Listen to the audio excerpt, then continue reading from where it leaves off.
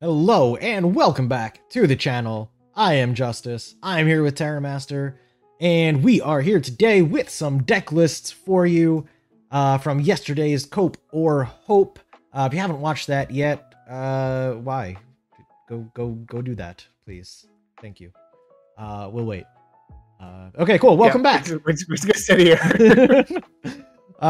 So we are gonna go over our deck list today. We will start with Terramaster's deck. Terramaster, what do you have for us? What is this deck? What are we looking at?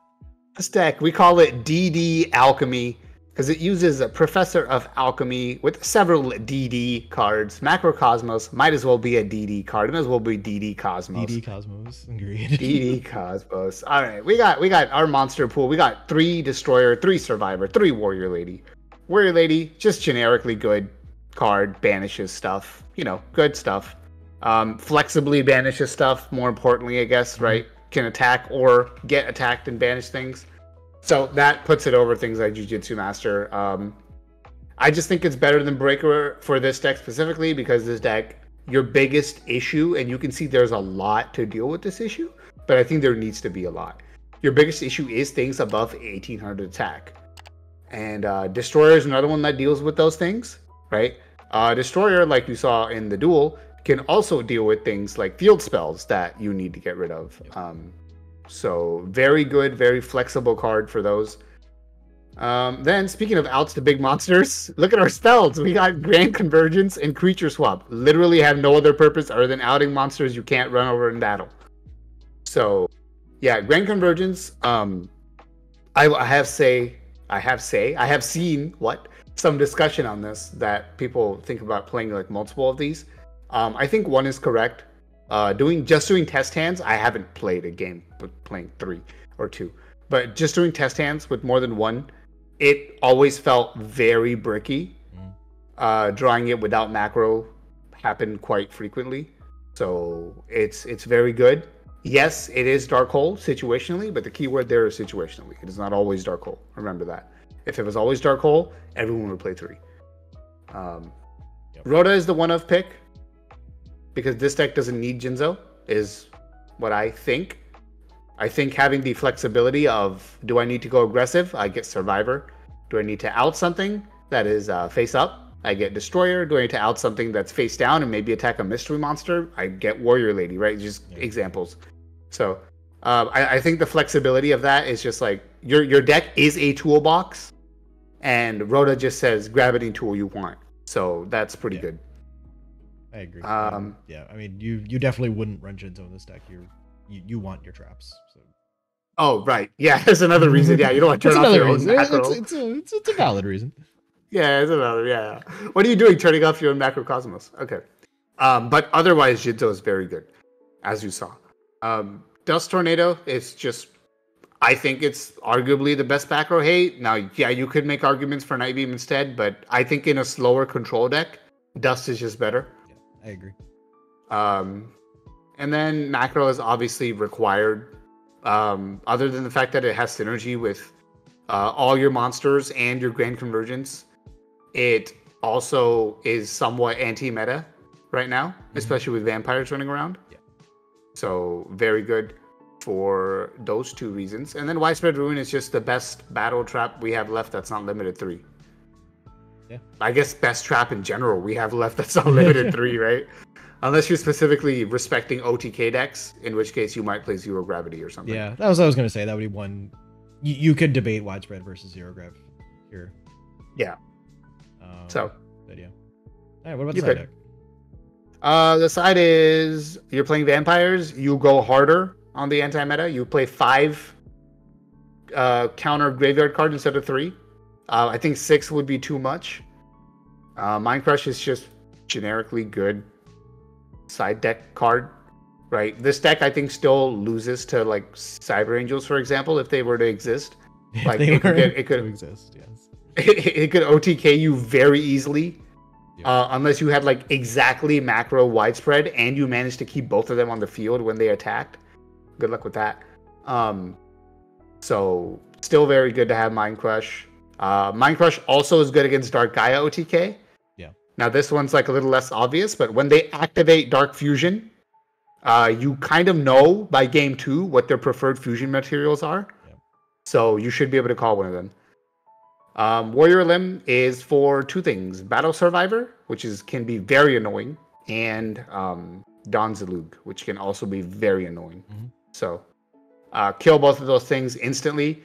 And it's actually cute because if you have macro face up, you can actually summon Destroyer, activate Warrior Limb, kill their warriors, and then your Destroyer would proc. That's actually pretty funny. Yeah. So funny synergy that could come up at some point. And if you do kill your own survivor under macro, it doesn't matter, it comes back.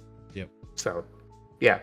It doesn't really hurt you, and it hurts your opponent if they're on a warrior deck. Yeah. So there you go, Warrior Limb. Amusing. I like it. Alright, cool. Yep.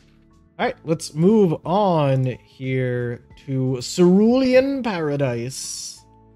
Yeah, I like it. Beautiful. Yeah, so this is the Brickfest we came up with. I will talk about some choices we made and some things you might want to consider doing differently. The things that are required, obviously 3 Dark Summoning Beasts, because you need to see this card. 2 Hamon, I believe, is the correct number of Hamon. Something we came up with while building it actually was a Jujutsu Master, just something like that's defensive and can potentially stick for a turn that can also be tribute material, for your Dark Summoning Beast. While also, potentially giving you like an open field to swing into with your Hamon, so like there's that. We went down to 2 Skyfire in this build. I don't know how I feel about this, I'll be honest. I see the argument for both 2 and 3. The spell and trap negation can be really important, but it's also very matchup dependent. Because there's some matchup dependence where like you don't necessarily need Skyfire. The Fallen Paradise, I think, is the more important of the 2.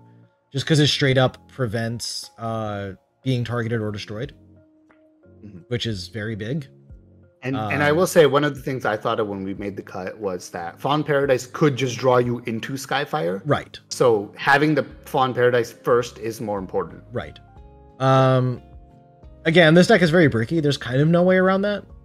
But just running 3 Skyfire can just be even more bricks. So that's why we went with this ratio. There were duels both where I would have preferred to see more and less Skyfire. So... it could go either way. Fiend Sanctuary is good. Again, it just gives you a way of bringing out Dark Summoning Beast turn 1, which is important. Foolish, of course, because you're either foolishing, for its graveyard effect, or you're foolishing to then Shadow Reborn it. So Foolish, very important here. Yes. And again, we talked about Zero Gravity during the video. A, just generically good right now, because that's the format we have. And B, because Skyfire, turns him on to defense, and then you can just Zero Gravity it right back to attack position. And you saw some cute plays, like if your opponent's trying to turtle up, switch everything to attack position, and then, Hamon gets to attack, run something over, and then if it sends it to the graveyard, deal another 1,000. That can often just, be game right there. So the Zero Gravity is pretty cool. Yep. Moving on to side deck, Cyber Dragon is only for when you're going second. So, after you've lost a game, essentially, after you lose game 1, you can side in Sidrus, and it just gives you another way of trying to make sure that you're getting off Dark Summoning Beast turn 1 as consistently as possible. And also just a way to apply pressure, as well. Because, like, hypothetically, if you want to, like, Sidra, let's say you also side it to Jinzo, like, obviously it's a 3-card combo, but if you, like, Sidra, Fiend Sanctuary, Jinzo, it's like, a lot of pressure for a deck that normally can't apply a ton of pressure in one turn. So, whatever. But mostly just to make sure that you're enabling your Dark Summoning Beast. DD Crow, just okay. This could obviously change. It's decent against vampires, it's disruption. For any graveyard effects, which there are more than just vampires. That's obviously the biggest one, but it can, do multiple things. I mean, hell, even if you are against Cyber Angels in this world that Terry created where that deck exists, it can banish the Machine Angel Ritual so they can't use it to protect their monsters. It can do different things. Jinzo is obviously good against trap heavy decks, as we saw. Like, he had to find the out for Jinzo multiple times. Had to literally draw the 1 Grand Convergence. Yeah. So Jinzo can be very, very good, and again, you are enabling it with your Fiend Sanctuaries, potentially with your Jujutsu Master, potentially with Cyber Dragon, so you have ways of enabling it. And then Dust Tornado, again, just generic backer removal. Again, we're running an Overnight Beam here because this is not an OTK deck for the most part. So we're running, Dust Tornado is the better backer removal. Yep. There's not a lot of flex spots in this deck, I think, which is part of the problem. Like, obviously, Jujutsu Master is a flex spot. Potentially Zero Gravity, maybe 1 is a flex spot, but, like, there's not a lot you can do with this deck to actually make it, like, good and consistent, I think. No. So this is what we got. It's part of the problem that your core of your deck takes up so much space, and a lot of it is so reliant on the rest of it. Right. Like Paradise, Skyfire, and Hamon all are nothing on their own. In fact, neither is the Summoning Beast because it's a level 5. Right. So like each card is bad individually. Yeah. So essentially your deck is more than 50% bad cards. Yep. It's They're great. Independently bad. Yeah. But if you get them all together in just the right order, in just the right situation, it's amazing. Yes. Yeah. Yeah. So, well, that leads us perfectly to our question. Justice. Yes. Are these decks cope or hope? These decks are respectively. This one is cope. The other one is hope. We have cope and hope today. Wow. Look at that. Variety. Variety is the spice of life, is what they say. They do say that. Yeah, I have no idea who said that, but shout out to you. Shout out to Spice of Life person. Shout out to Spice of Life person. All right. Yeah. So this deck, we kind of explained why it's cope. It's very inconsistent, very bricky. Yep. One trick pony. Your opponent, you saw that. Like even after you set everything up, I just creature swap and you lost. Yep. It was great. Yep. DD Warrior Lady could have done the same thing. I would have just had to take some damage on the way. Yep. So yeah, if your opponent outs your one trick, even if you do manage to set it up, then that's it. You're done. You got no follow-up. Yep. And then the DD Alchemy deck is quite a lot better. We kind of explained that too. Speedo, I think, is in a state right now where you see with like, especially with Joey decks being good, is any deck that gains consistent advantage, or turns off one thing, which Joey does, right? Consistent advantage, I support, is more TP oriented, but this deck can gain consistent advantage by using Destroyer, by using Survivor, by constantly generating bodies on the board, by having things like Macro, which can be so disruptive to your opponent that that is what generates your advantage. So I think Speedo is in a place right now where if you can slowly generate advantage, you are at high odds to win the game, and this deck, I think, does a decent job of doing that. So it gives you a chance most games. Yeah, I agree. Yep. I agree. All right, cool. So that will do it for us today. Of course, thank you for checking out the videos. Let us know what you think about the decks down below. Do you think these are cope or hope? Do you have some hope for Sacred Beasts? And if you do, please give us the number of your copium dealer, because clearly you have a higher grade than we do. But yeah, let us know what you think. And that will do it for us. So until next time, as always, my friends, be good to yourselves, be good to each other, good luck in all of your games, and we will see you soon.